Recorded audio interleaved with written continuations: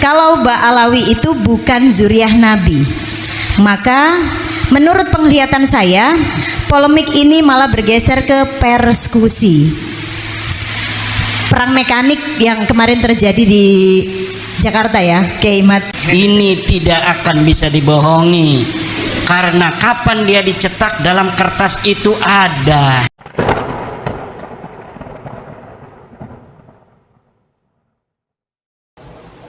Oke, langsung aja kita mulai videonya. Biasa apa yang sudah disampaikan, namun ini ada request satu pertanyaan dari peserta. Monggo Mas, bisa tutup. Assalamualaikum warahmatullahi wabarakatuh. Saya Iqbal dari Laskar Raja Wali Songo. Ini mau tanya soal ini. Kalau saya kaji tadi bahwa semua permasalahan itu berasal dari Ali bin Abu Bakar As-Sakron. Pertanyaan saya, apa benar wirid yang disebut wirid sakron itu benar kalangan beliau? Sebagaimana Rotib Al-Hadad ternyata karangan Imam Arifai. Itu pertanyaan pertama ya. Ini yang kedua, banyak netizen yang nanya, apa mungkin waliullah melakukan kejahatan masif, pemalsuan nasab secara jariah seperti itu? Niku Rin, Yai, monggo. Monggo disampaikan. Pertanyaan pertama, Ali As-Sakron punya wirid hizib namanya hizib sakron. Saya belum meneliti apa betul itu wiridan Habib Ali bin Abu Bakar As-Sakron. Jadi perlu penelitian khusus. Jikapun benar, maka makom kewalian, jika betul wali di hadapan Allah, itu tidak ada kaitan dengan nasab. Siapapun dia bisa menjadi waliullah. Dan satu yang perlu untuk diingat, tidak ada yang tahu wali kecuali Allah. Saya tidak mengetahui wali kecuali wali, tidak. Tapi tidak mengetahui wali kecuali Allah. Karena wali itu kekasih, kekasih itu adalah fi'lul qalbi bagi manusia. Hanya saya yang mengetahui siapa sebenarnya yang paling saya cintai dari manusia. Begitu pula hanya Allah yang mengetahui siapa kekasih-kekasihnya. Lalu tentang tergugat Habib Ali bin Abu Bakar As-Sakron, kenapa saya selalu menghilirkan masalah ini kepada Habib Ali bin Abu Bakar As-Sakron? Karena de facto hari ini yang dapat saya baca dari kitab tertua adalah karya Habib Abi Bakar As-Sakron ini, Ali bin Abu Bakar As-Sakron. Benarkah dia karangan Habib Ali bin Abu Bakar As-Sakron? Ini bisa jadi bila diteliti lagi, bisa jadi ini pun tidak ada. Hari ini kitabnya dicetak. Saya pernah melihat sebuah manuskrip, namanya bukan Al-Burqatul Musyiqah tapi Al-Burqatul Munifah.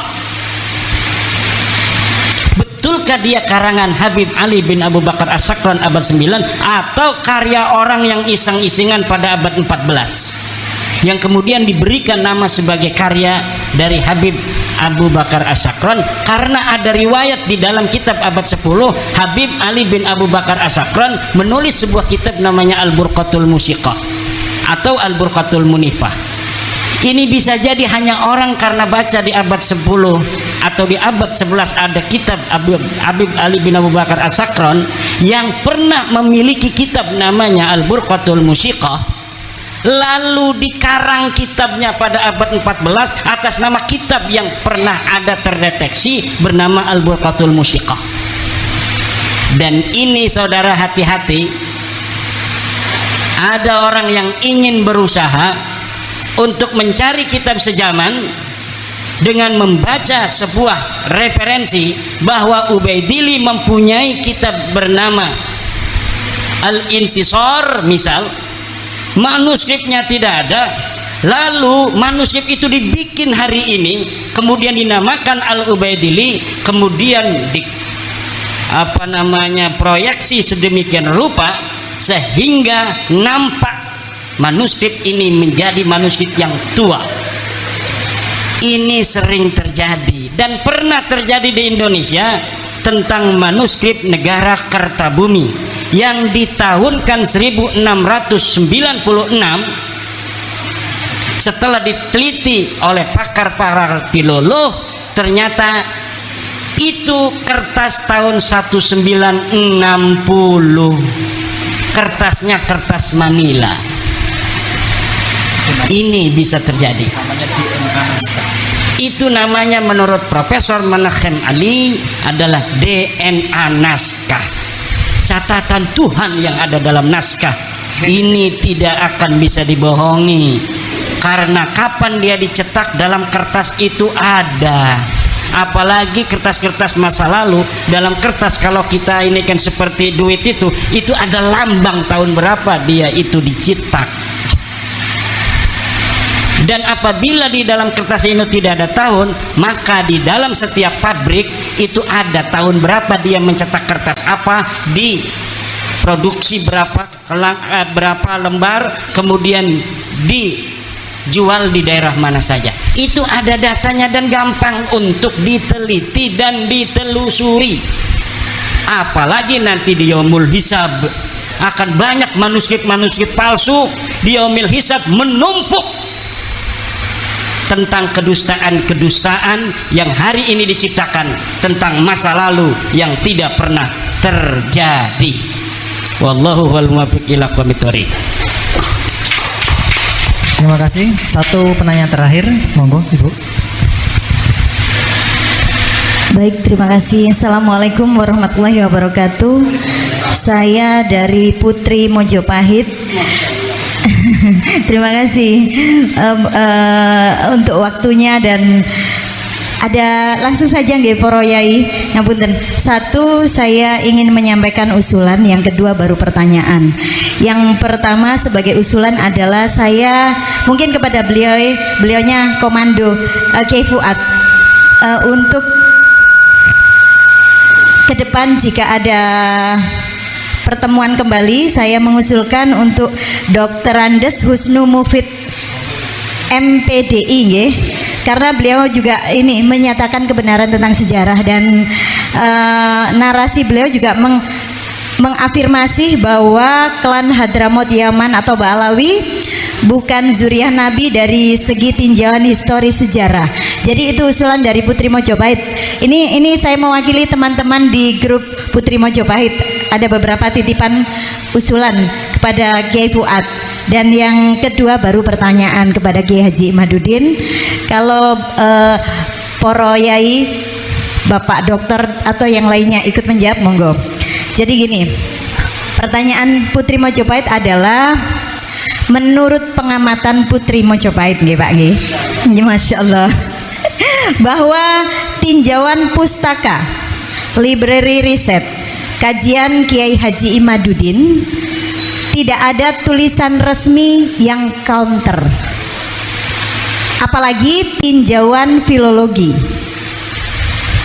Dari segi sejarah juga sudah dinyatakan Dr. Andes Husnu Mufid MPDI kalau Ba'alawi itu bukan zuriah Nabi. Maka menurut penglihatan saya, polemik ini malah bergeser ke persekusi. Perang mekanik yang kemarin terjadi di Jakarta ya, Kiai Imad. Perang mekanik Tambun Bekasi, perang persekusi itu. Kalau perang mekanik yaitu antara YouTuber.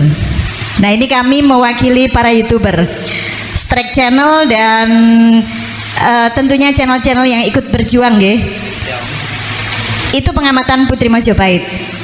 Pertanyaannya, apakah ini konsekuensi logis dari sebuah perjuangan? Terima kasih.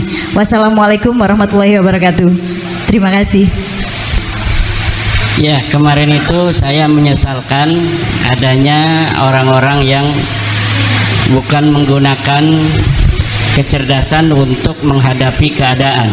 Dalam hal ini adalah keadaan nasab Ba'alawi yang saya gugat, bahwa nasab ini terputus 550 tahun, bahwa nasab ini adalah batil, bahwa nasab ini adalah mardud. Kemudian ketika saya merasa bahwa ini adalah saya mempunyai kewajiban untuk menyebarluaskan apa yang saya yakini menurut hati nurani saya berdasarkan dari kajian-kajian pustaka library riset ini, maka kemudian ada orang-orang yang tidak menerima itu dan melakukan hal-hal yang seperti terjadi di Tambun kemarin. Seharusnya apabila kajian ilmiah itu dibalas dengan kajian ilmiah. Kalau itu misalnya sebuah ceramah, ya mungkin bisa dibalas dengan ceramah yang lain. Mereka mengadakan ceramah, kemudian mengadakan orasi atau ceramah yang sama untuk mengkanter apa yang saya ucapkan dalam ceramah itu. Namun itu tidak dilakukan, justru mengadakan intimidasi. Ini akan semakin membuat masyarakat menjadi tahu bahwa begitu penting mungkin bagi Ba'alawi pengakuan orang lain terhadap nasab dia. Sementara mereka tidak bisa untuk menunjukkan bukti-bukti dari kesahihan nasab mereka. Kalau misalnya mereka mampu untuk memberikan bukti-bukti kesahihan nasab mereka berdasarkan sumber-sumber yang ada pada zamannya atau yang mendekati zaman itu, lalu kita tidak menerima kebenaran itu umpamanya, baru itu mungkin dipertanyakan objektivitas dari orang yang menyatakan bahwa nasab Ba'alawi ini adalah terputus. Tapi ketika mereka sudah tidak bisa untuk memberikan bukti kepada kita bahwa nasab mereka ini sahih, dalam hal ini mereka tidak bisa untuk menyuguhkan mana kitab sezaman yang ada di zaman Ubaidillah yang menyatakan dia adalah anak daripada Ahmad. Bahkan kitab-kitab pada abad selanjutnya, abad ke-6, ke-7, ke-8, ke-9 mengkonfirmasi bahwa tidak ada orang bernama Ubaid, anak daripada seorang sayyid yang ada di Basrah bernama Ahmad bin Isa. Kemudian ilmu pengetahuan biologi mengkonfirmasi bahwa setelah dilakukan tes DNA dari ratusan orang dari Ba'alawi yang telah mengadakan uji tes DNA, ternyata nasab DNA mereka bukan DNA Arab. Jangankan DNA dari keturunan Sayyidina Ali, turunan Nabi Muhammad, DNA orang Arab saja bukan. Lalu ketika tes DNA mengkonfirmasi mereka bukan turunan Nabi, dan library riset juga mengatakan bahwa mereka bukan turunan Nabi, lalu mereka tidak mau menjelaskan atau menyajikan daripada data-data, lalu berdasarkan apa saya untuk mempercayai mereka sebagai keturunan Nabi? Nah ini, lalu jika ditanya apakah ini adalah resiko dari sebuah perjuangan, betul. Dan ini dikonfirmasi oleh sejarah para nabi di masa lalu. Tidak ada para nabi yang setelah dia itu memiliki kebenaran dari Tuhan berdasarkan wahyu, lalu dia tidur dan duduk-duduk. Tapi dia datang ke kaum-kaum menyampaikan apa yang dia yakini, bahwa Allah berfirman bahwa tidak ada Tuhan selain Allah. Nabi Ibrahim sampai kemudian dibakar oleh Raja Namrud, Nabi Muhammad sampai dilempari batu di Taif dan lain sebagainya. Saya tidak menyamakan bahwa kebenaran yang saya bawa seperti kebenaran yang dibawa oleh Nabi Muhammad, tapi minimal ini adalah kebenaran yang saya yakini walaupun orang lain belum meyakininya. Terima kasih.